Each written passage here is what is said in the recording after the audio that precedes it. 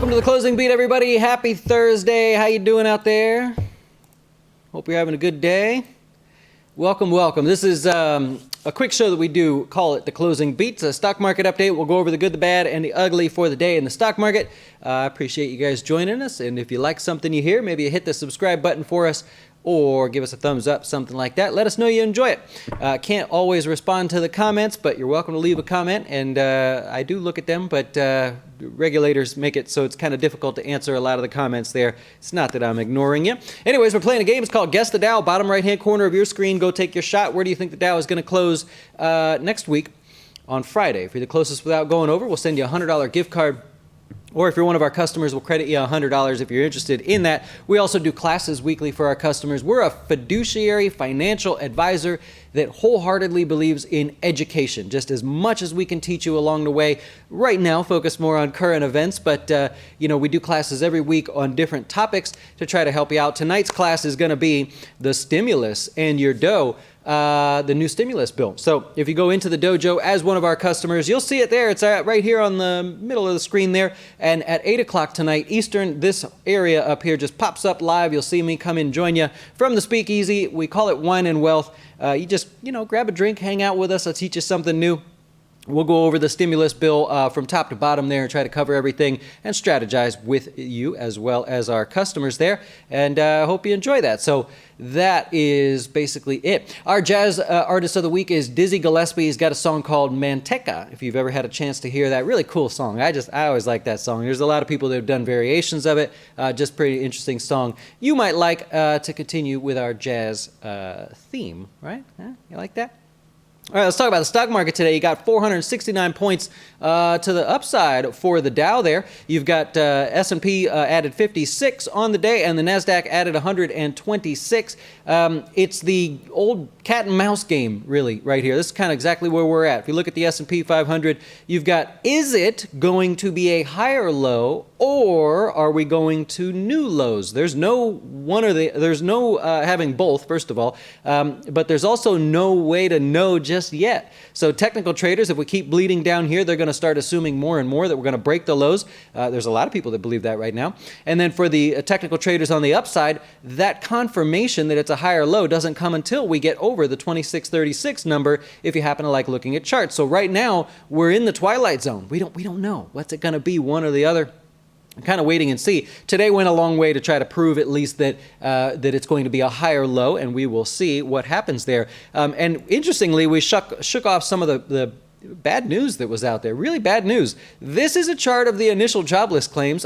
I shared it last week so you could see we spiked over 3 million last week, 6 million this week. We doubled. I talked about it yesterday. I was expecting double digits in terms of the growth week over week. We got it. We got 100%, triple digits week over week. And to give you an idea what this looks like, let's just go back. Today is April 2nd. Let's go back. We got to go March, say, 25th, 2020. This is what it normally looks like. Well, not even that. We got to go back just a little bit further. So to see, no. Hang in there. To see what this looks like, you've got March 23rd. Let's go back to the last one there. Look at how that. We're so far. We've just come so far in terms of the unemployment, new jobless claims there. Just incredible when you zoom out and you say include this week as well. That is way off the charts. There's just nowhere in history you can go and see such a week over week gain. Doubled week over week. Okay, so it's 10.45 million new claims over just the last 4 weeks. Go take a look at this. I got a little chart for you. At this pace, if you take just the 4 weeks that we have here, that's more than one quarter, more than 25% of what we saw through the entire financial crisis. That's how many initial claims there were, 37.7 million. And then if you look back to the last two recessions, we've almost eclipsed those. At this pace, just give us a couple more weeks and we will eclipse the last two recessions. Gives you an idea of how many people are very quickly applying for unemployment. And you can kind of understand that, right? And so we looked a little bit deeper. We went into figuring that there were more people working. The population has grown. Even after you account for all of that, we are on track for a pretty nasty number there. It looks like we'll be over 10 million here in no time. week over week, not just in total. So really, really crazy there. That was some pretty bad news that came out, and the market just shrugged it off, right? Because we were expecting this. We priced it in. It's a great example of how markets price in stuff. So when all of you look at the market right now and you go, well, look, the economy is slow, right? It's going to get worse and worse.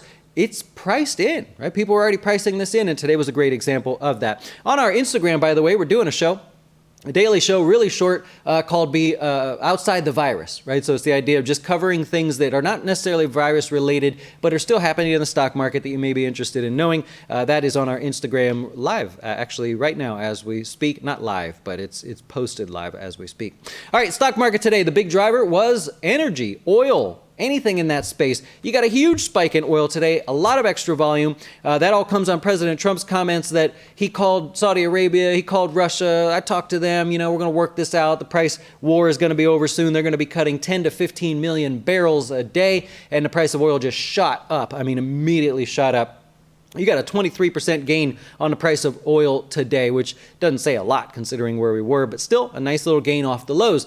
Saudi Arabia came out later and said, what Donald Trump said is a bit of an exaggeration, but they didn't shoot it down. They didn't shoot down the idea that they would be doing cuts. And in fact, they announced an emergency OPEC Plus meeting so that they can talk about maybe negotiating a truce or some sort of hold off here, because everybody suffers when this happens. Saudi Arabia can make a profit on oil as long as it's over $1 a barrel, by the way. So it gives you an idea of the margins they have there. But otherwise, they, of course, they want oil to be as high as possible. So the fact that they didn't shoot it down after saying his comments were a bit of an exaggeration is good, right? It's good for the price of oil if you want higher oil prices. If you're enjoying them low gas prices at the pump there, then, well, that's a different story there.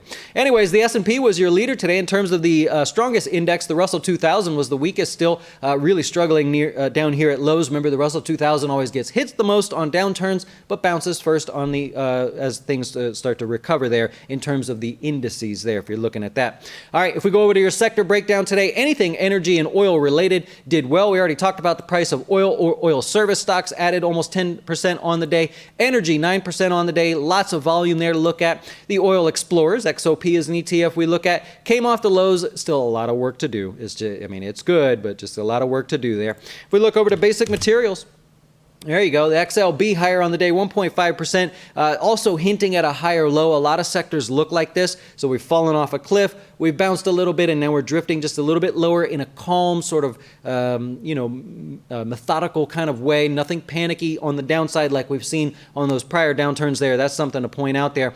In the materials, you got Newmont Mining, the darling of the miners there, up 4% on the day, one of the better performers in the space.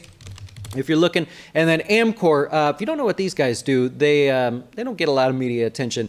Amcor is, if you can think of it that's made in plastic, they probably make it, or like a sustainable plastic, they do that as well. I'm talking about coffee packages, bottled water, packet, when you get those Listerine strips, those little plastic sort of custom things, they make those as well. They are the behemoth plastics manufacturer all over the world. They've got like 80-something different locations, maybe it's 50, something like that. They're all over the place. If you can think of it in plastic, chances are some company that you know uses them to manufacture that. They were one of the leaders there as well, adding about 4% on the day.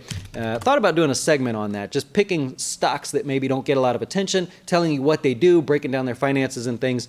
Maybe that's something else I can add to my schedule. Utilities higher today, 3.3%, if you can believe it. Utilities were higher today, and volatility was higher in the utility space as well, just in utilities. So the volatility there continues, and I would expect that you see a lot of that continuing. Silver also higher on the day, about 4%. On the downside there, you've got retail, lost 1.3%, hinting at new lows. In fact, a lot of your new lows today came from the retail space. We'll cover that there in just a moment. And that's pretty much it. Home builders down a little bit as well, looking to be some of the weaker areas of the markets there. I thought we would do just a quick little thing here. I'll go back over to this.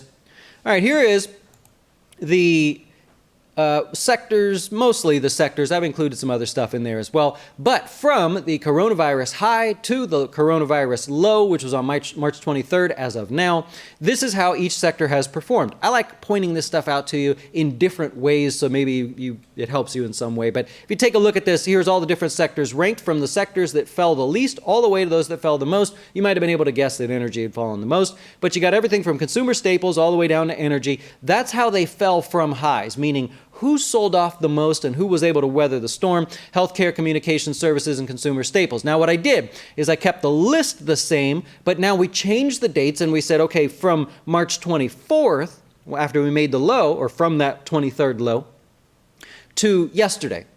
Let's keep the list in the same order and let's see if it's the same. Are the sectors that were the weakest on the way down the weakest on the way up? The sectors that were the strongest on the way down, I guess how you would say that, have they recovered faster or even more in that respect? So we kept the list the same. Here's what you got.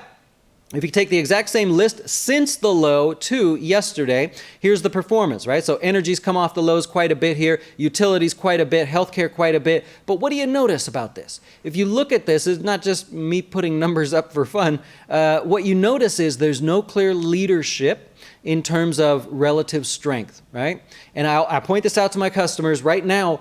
I'm not really allowing them to be in just one fund, right? If you have a particular goal that requires that, I understand. But if you're, say, an aggressive investor, we're spread out over our aggressive funds. If you ever look at our website, we have all of our funds listed there. We manage our own funds. We don't buy mutual funds or anything like that. And so what we've done is we've told customers, okay, you can't be focused in one area, right? If you just really want to be a diehard and you're a dividend person or something, we can talk about it. But other than that, I need you to be diverse. I need you to be large caps, small caps, aggressive, some of the moderates, some of the REITs, some of the dividends. I need you spread out in there because when the markets bottom out, it takes a while for there to be leadership. It takes a while to see, okay, this area is going to lead the way and we can weight more heavily to that. Or this area is going to hold back and be weaker and we need to pull back from there, put our money into the momentum and where things are going. Makes a huge difference, but I wanted to show that to you guys so you could see there's no real leadership just yet. That will change, but for now, no real leadership in that respect there.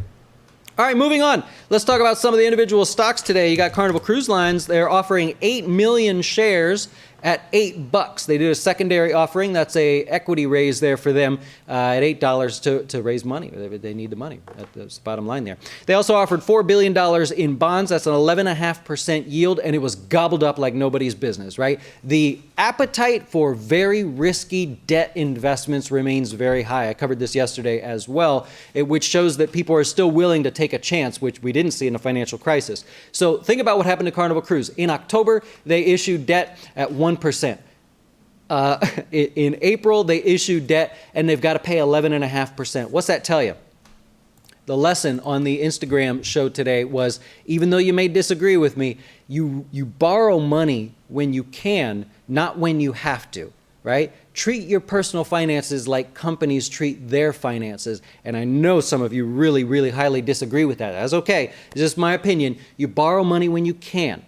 If you want to buy a car and you've got $25,000 in cash, or you can go get a loan for 3.5% or whatever, and you're able to borrow that money, I maintain you should probably borrow that money. If you're okay with debt, if you're just anti-debt and that's your life, that's your life. But if you are okay with a loan, you're trying to make that decision, think about it. If you borrow $25,000 at 3.5% on a car loan for 48 months, by the way, you don't borrow for any more than that, but for 48 months, it's costing you $456.75 a year to keep your $25,000 in cash and maybe do something else with it, or maybe you got to buy 2 cars and one gets a loan, one doesn't. But it costs you $456 a year. If you put that money in a high-interest savings account, which I get, it's not really high interest, 1% right now, you're getting $250 back. So it's the cost to carry cash, because when you can't go get a loan anymore, now it's going to cost you 6% to get that loan. Maybe your credit scores hit, you lost your job, you need to take a riskier loan or something. Now it costs you more. you'd have been better off just paying the money to keep your cash, right? 450 minus the 250, $200 a year to keep the cash and borrow money when you can. That's something that the younger crowd doesn't quite get because they've never been in an environment where they haven't been able to borrow money, where the answer is no, you can't have that loan and you need that loan, maybe, right? So it's something to consider there. I understand not everybody's going to agree with that, but treat it like that. It's something that, anybody that's older than me can attest to, at least that it's a idea to entertain, maybe not fit for everybody. Also, the comment on the rebalancing. I did a video about rebalancing your portfolio, and I got a few comments from people that said that's the dumbest thing I've ever heard. I think you misunderstood. I didn't say go change your investments. I said rebalance. The whole topic of the video is rebalance. You should 100% do that. It is not an opinion. That is a fact that anybody can prove to you. Rebalance right now if you have not done that or if it's not set up automatically. There's just no question. There's no other answer to it other than to do that, and that's not just me having an opinion. That's statistical fact, so make sure you do that. All right, let's take a look here. A couple other stocks in the news. CarMax. They reported earnings there. I know some of their stores are closed, but CarMax comes out with earnings there. They beat by 17 cents. Revenues came in lighter than expected. They think sales are going to be lower going forward there. I would agree with that. Zoom down 11% on the day. SpaceX says we're not going to use them, right? We don't trust their security measures. The New York State Attorney General happens to agree. We talked about that the other day. Down 11%, 1,600 times earnings, right? If you buy the stock here, you're paying 1,600 times earnings. Just show me any other time that was a good deal in the long run. I'm starting to have a problem with Zoom there. I think that's a little bit tough. 3M, a little bit higher on the day at about 3.5%. The report from Reuters, I believe, was that the White House says they're going to possibly suggest that if you live in one of these hot zones like California, Washington, New York, Connecticut, New Jersey, that they may suggest that you wear masks in public when you go out and about, and obviously that's seen as a bit of a boon for 3M. Nothing official on that one just yet. And so that's what we have there. Looking forward here, 6% of the S&P 500 is above the 50-day moving average. That's 29 stocks. We're we're moving little by little. Even on down days, the market's starting to get some stocks back above the 50-day. Sadly, there were no 52-week highs today. There were 21 new 52-week lows today, and a lot of those are going to be retail related. You're going to have things like Tapestry hitting new lows. That's retailer. Nordstrom also hitting new lows on the day. Kohl's, Gap, all 52-week lows. Your sort of second-tier retailers. Under Armour also still getting punished. Now $6.80. Oh, my gosh. American Airlines hit new lows as well. That was, I believe, the first airline to get down there. We talked about that yesterday as well. Yep, that's the first of the majors to get down to new 52-week lows. And then you can imagine Carnival Cruise hitting new lows as well on their secondary today, which I do believe, I'm going to guess by the volume that went through today. All right, what else do we have? Virus-specific related news. I've been telling you that every day I'm going through the news and I'm going to point out some of the stocks that are making changes because of the virus or benefiting from it. Royal Caribbean went ahead and drew down their entire credit card, basically. I say that in a way to relate, but they're drawing down all of their available debt. It's the equivalent of you having a credit card, it's got a $20,000 balance on it, or a credit line, and you maybe have $500 that you've spent. That's the equivalent of you saying, I'll take the $19,500. Just give me the cash, I'll do a cash advance, and let's just make this thing happen. Snapchat, Snap Video, or Snap Inc. is the name of the company, said the number of video calls is up 50%. Probably good for them. Stanley Black & Decker, SWK is the symbol. They've started cost-cutting on virus-related issues there. Starbucks extends their closures of their stores to May 3rd. They're going to continue to pay their employees, though, to May 30th, whether they come in or not. That's pretty cool, because they do the drive-through thing. Vail Resorts, MTN's the ticker symbol. They cut their dividend for at least the next 2 quarters, so they didn't get rid of it forever. Good for them. Got rid of their dividend there.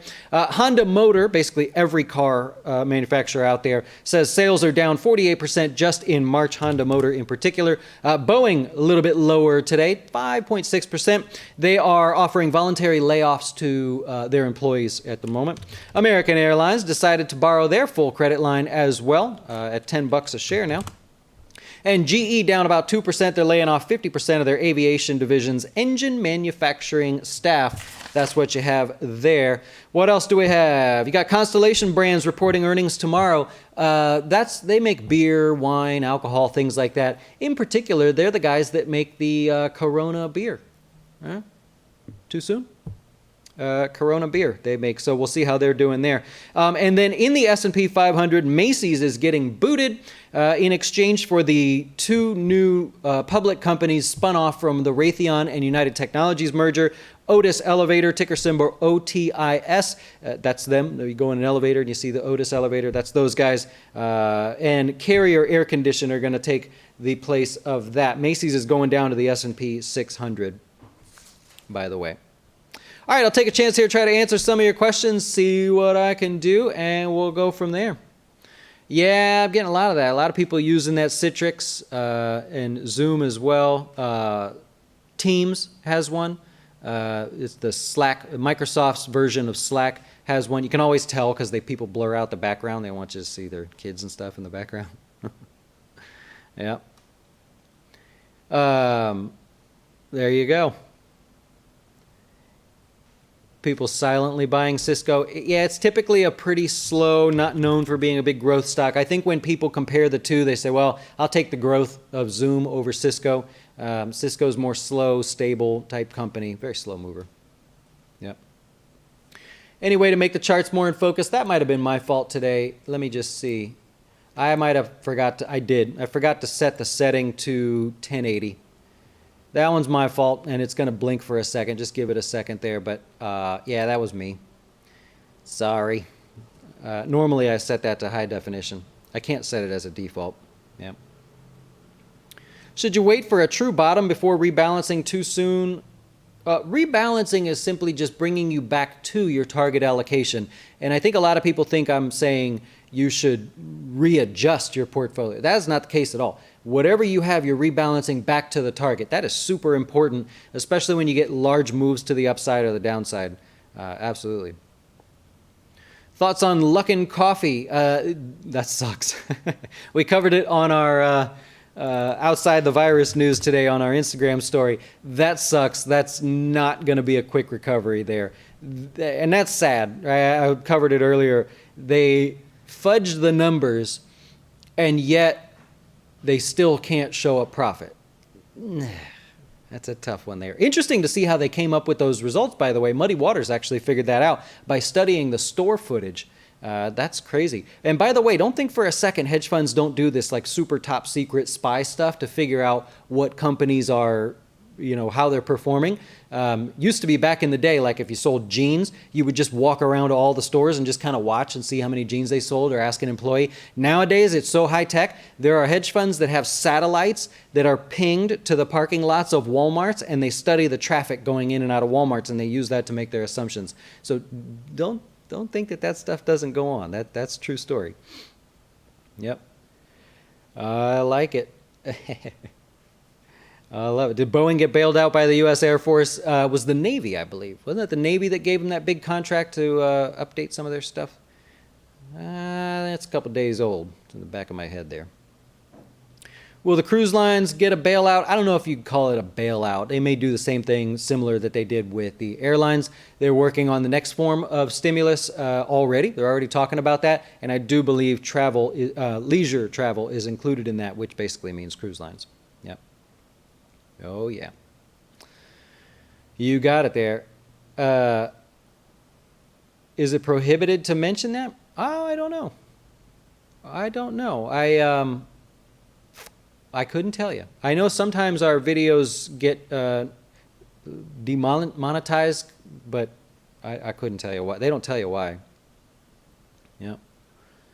Do you think we head back to the lows? I'll keep the same comments at the beginning there. I think it's too soon to tell. The pullback so far has been calm and collected, not scary like we've seen. So it kind of feels like we're able to hold above those highs for right now because people aren't really panicking. We'll see what happens. I mean, you've basically priced in Armageddon into the markets. So any sort of good news in terms of the virus, either less cases, more people successfully recovering, things like that, that's seen as pretty much only a positive there. Can Luckin hit 20 bucks in 2020? I mean, unless we find out, sure, if we find out that what happened today was just a rumor, sure. I don't think it's a rumor, though. I read nothing to let me believe that was a rumor. Do we focus on U.S. stocks only or look at other countries? Yeah, we do. I look at other countries a lot. China would probably be the biggest one in there, given that there's a lot of those ADRs that trade here, so it's easier to focus on. But yeah, we do. Yeah. Should everyone invest their stimulus check? Absolutely not. No, I don't even pretend that there's not people out there that really need that money, right? It can't get here soon enough, and investing it is not the right answer. Yeah. Oh, you can talk about we'll see what happens. Yeah. Oh, I know Tandra wants Lowe's. Tandra's the bull, or the bear. You're like our resident bear. I love it. That's cool. Oh, man. All right, well, I will wrap it up there and let you guys enjoy the rest of your day. If you're one of our customers, we'll see you later, 8 o'clock tonight in the Speakeasy. Grab a drink with me. We'll go through the stimulus bill, not just the retirement stuff. We'll go through all of the different geeky stuff that's in there, see what I can do to help you guys keep your dough straight. I know it's a tough time out there, and we want every advantage, of course, for our customers as possible. Also, we've done a handful of classes over the last couple weeks on specifically what to do during all of this, and no, the answer isn't just invest. There's a lot of different things you can do, and so I want to make sure everybody's got that. I'll also put it in our email this weekend as well. Enjoy the rest of your day. Thanks so much for stopping by, and we'll see you soon. Hey, wait! Before you go watch one of our other great videos, have you had a chance to see our new Fin Tips videos? They focus on one topic at a time, covering investing, personal finance, and anything that can quickly help you with your dough. Best of all, we'll keep it real short, because we know time is money.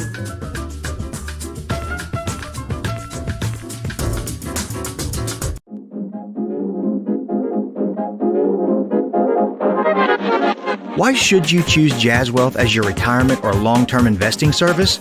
Our portfolios are managed by us, not some faceless mutual fund manager.